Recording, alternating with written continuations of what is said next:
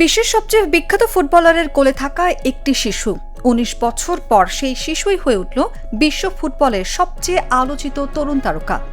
শুনতে অবিশ্বাস্য লাগলেও এটাই লিওনেল মেসি আর লামিন ইয়ামালের সত্যি গল্প।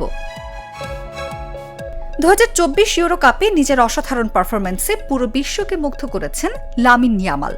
কিন্তু জানেন কি, এই ফুটবল বিস্ময়ে যখন মাত্র ৫ মাসের শিশু, তখন তাকে কোলে নিয়ে গোসল করিয়েছিলেন স্বয়ং লিওনেল মেসি। শুনতে অবিশ্বাস্য লাগলেও এটি কোনো এডিট করা ছবি বা ইন্টারনেটের গুজব নয়। ঘটনাটি শতভাগ সত্যি। কিন্তু কিভাবে সম্ভব হয়েছিল এমন একটি ঐতিহাসিক মুহূর্ত? ঘটনাটি ২০০৭ সালের ডিসেম্বরের। স্প্যানিশ দৈনিক এএস এবং ইউনিসেফ একটি দাতব্য ক্যালেন্ডারের জন্য বার্সেলোনার ফুটবলারদের নিয়ে বিশেষ ফটোশুটের আয়োজন করে। লটারির মাধ্যমে বার্সেলোনার রকাফন্দা এলাকার একটি সাধারণ পরিবার এই ফটোশুটে অংশ নেওয়ার সুযোগ পায়। সেই পরিবারের মাত্র ৫ মাস বয়সী শিশুটিই ছিল আজকের লামিন ইয়ামাল। ফটোশুটের অংশ হিসেবে ২০ বছর বয়সী তরুণ লিওনেল মেসিকে একটি ছোট্ট বাথটাবে শিশুটিকে কোলে নিয়ে ছবি তুলতে বলা হয়। পরে এই ফটোশুটের আলোকচিত্রী জোয়ান মনফোর্থ জানায়, সে সময় মেসি ছিলেন ভীষণ লাজুক।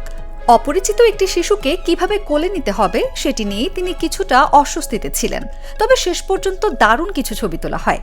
তখন কেউই কল্পনাও করতে পারেননি এই ছোট্ট শিশুটি একদিন বিশ্ব ফুটবলের অন্যতম বড় তারকা হয়ে উঠবে। বহু বছর ধরে ছবিগুলো প্রায় সবার অজানাই ছিল, কিন্তু ২০২৪ ইউরো কাপে ইয়ামালের দুর্দান্ত পারফরম্যান্সের পর তার বাবা পুরনো ছবিগুলো সামাজিক মাধ্যমে প্রকাশ করলে মুহূর্তে সেগুলো ভাইরাল হয়ে যায়। বিশ্বের কোটি কোটি ফুটবল প্রেমী বিস্ময়ে দেখেন আজকের তারকা ইয়ামালই সেই শিশু যাকে একসময় কোলে নিয়েছিলেন লিওনেল মেসি।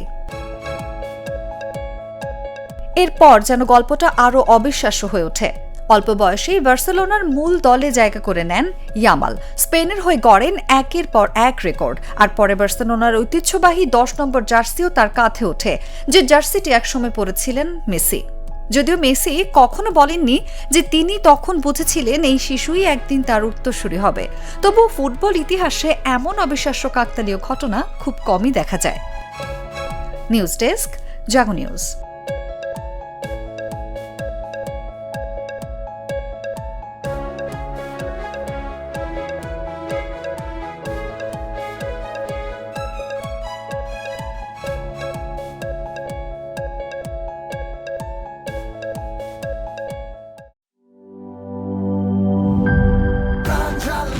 প্রাণ ঝালমুড়ি, এই ঝাঁজ সেই ঝাঁজ।